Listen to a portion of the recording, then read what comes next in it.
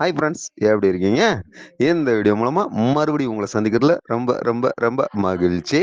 இந்த வீடியோல வந்து நம்ம எத பத்தி பார்க்க போறோம் அப்படின்னா, பட்டதாரி ஆசிரியர்கள் காலி பணியிடங்கள் அதிகரிக்க கோரி ஒரு கோரிக்கை வச்சுட்டு இருக்காங்க அரசுக்கு. கடந்த 1 இயரா வச்சுட்டு இருக்கிறாங்க.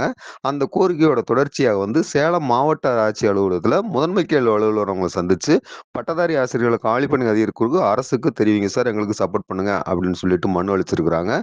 அந்த மனுவுல என்ன கூறியிருந்தாங்க, அவங்க வெளிய வந்து என்ன பேட்டி குடுத்தாங்க அப்படின்ற விஷயத்த தான் இந்த வீடியோவுல நாம பார்க்க போறோம். நம்ம சேனல சப்ஸ்கிரைப் பண்ணாதவங்க சப்ஸ்கிரைப் பண்ணி வச்சு பாருங்க ஃபிரெண்ட்ஸ். நம்ம சேனல சப்ஸ்கிரைப் பண்ணி வச்சு பார்க்கும்போது, நம்ம போடுற வீடியோ எதுவுமே உங்களுக்கு மிஸ் ஆகாம கிடைக்கிறதுக்கு வாய்ப்பு இருக்கும். வாங்க ஃபிரெண்ட்ஸ், இப்போ நாம வீடியோக்குள்ள போலாம்.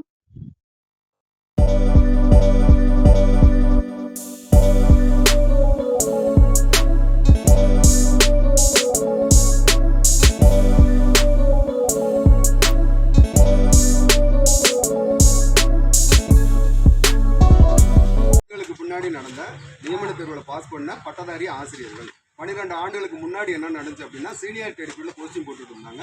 அடுத்து 2012 வந்து டெட் வச்சாங்க. 2012 2 டெட் வச்சாங்க. 2 டெட்லையுமே பாஸ் பண்ண எல்லாருக்குமே போஸ்டிங் போட்டு கொடுத்தாங்க. 2013 வந்து டெட் வச்சாங்க. அதில் வந்து வெயிட்டேஜ் முறையில் வந்து 10th +2 டிகிரி அந்த மார்க் அடிப்படையில் போட்டதுனால பாதி டீச்சர்ஸ் உள்ளே போனாங்க, மீதி பேர் உள்ளே போக முடியல.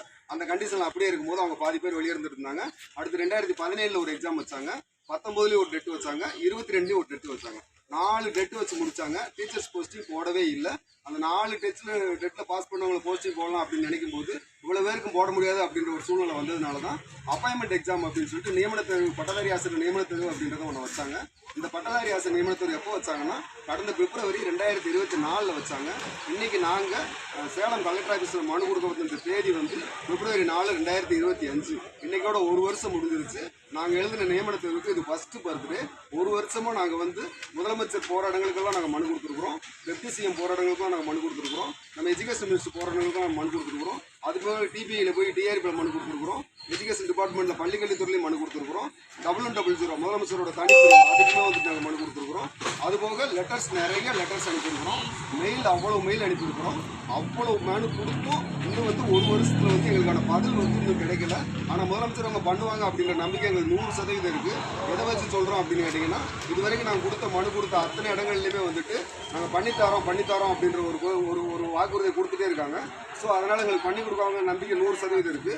இதையும் கூட நாங்கள் எதை வச்சு சொல்கிறோம் அப்படின்னோம்னா, 12 ஆண்டுகளாக நடக்காத இந்த பட்டதாரி ஆசிரியர் நியமனத்தை வந்து இந்த கவர்மெண்ட் தான் எங்களுக்கு வந்து பண்ணி கொடுத்துச்சு. அதில் 3192 அப்படின்ற ஒரு காலிப்பணிகள் அறிவிச்சதில் வந்து 41,000 பேர் எழுதின இந்த நியமன தேர்வில் 37,000 பேர் பாஸ் பண்ணியிருக்கோம். 37,000 பேரில் 3192 அப்படின்றது ரொம்ப ரொம்ப கம்மின்னு நாங்கள் ரொம்ப ஃபீல் பண்ணுறோம். அது வந்து எங்களுக்கு மிகுந்த மகவேதனையாக இருக்குது.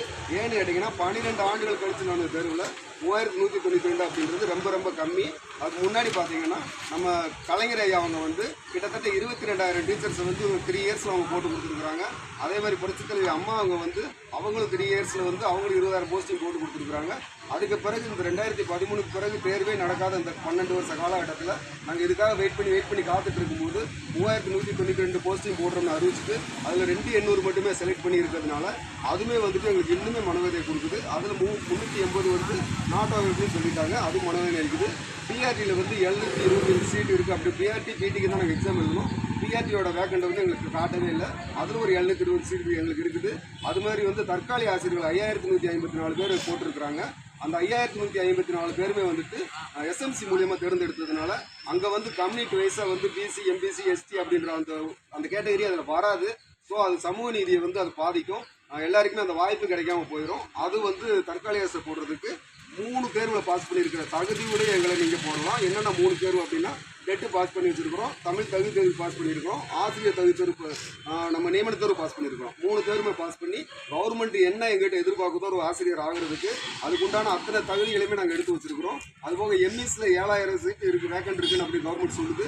அந்த 7,000 சீட்டுமே எங்களுக்கான வாய்ப்பு கொடுக்கலாம். இன்னொன்று வந்து முதலமைச்சர் அவங்க சட்டசபையில் அறிவிச்சாங்க, ஜனவரி 2026க்குள்ள 19,000 ஆசிரியர்கள் வந்து டிஆர்பி மூலியமாக நாங்கள் ஃபுல் பண்ணி கொடுக்குறோம்னு அறிவிச்சாங்க. அறிவிச்சாங்க. நாங்கள் 12 வருஷமாக காத்துக்கிறேன்ட்டு நீங்கள் கொடுத்த நியமன தேர்வுகளை எழுதி நாங்கள் உங்களோட முதல் தலைமுறை பட்டதாரி ஆசிரியர்கள் நாங்கள் தான் நியமன தேர்வு எழுதினவங்க. ஸோ அந்த வாய்ப்பை வந்து அந்த 19 டீச்சர்ஸில் எங்களுக்கு முழுவதுமாக பட்டதாரி ஆசிரியர் வாய்ப்பை நிறைவேற்றி கொடுத்து நாங்கள் அந்த 12 வருஷமாக கண்டுட்டு இருக்க அந்த கனவையும் ஆசிரியராகணுன்ற அந்த கனவையும் ஆசிரியர் எப்போ வருவாங்கன்னு மாணவர்கள் வகுப்பறைகளை காத்துட்டு இருக்க அந்த கனவையும் நீங்கள் நிறைவேற்றி கொடுக்கணும் அப்படின்னு சொல்லிட்டு உங்களை தாழ்மையுடன் கேட்டுக்கொள்கிறோம். அதே மாதிரி இல்லந்தேடி கல்வி, காலை உணவு திட்டம், தமிழ் புதல்வன், இது மாதிரி திட்டங்கள்லாம் செயல்படுத்துறதுனால கொரோனாவுக்கு பின்னாடி வந்து மாணவர்கள் எண்ணிக்கை அரசு பள்ளியில் அதிகரிச்சுட்டு வருது. இன்னும் ஒரு சிறப்பாக வந்து நீட் தேர்வுக்கு 7.5% அரசு பள்ளியில் படித்த மாணவர்கள் கொடுக்கணும்னு சொன்னதுனால அந்த மாணவர்கள் எண்ணிக்கை அதிகரிச்சுட்டே வருது. அதையும் கருத்தில் கொண்டு அந்த காலி பணியிடங்களை எங்களுக்கு கொடுத்து உதவணும் அப்படின்னு சொல்லிட்டு முதலமைச்சர் ஐயாவை மிகவும் தாழ்மையுடன் கேட்டுக்கொள்கிறோம்.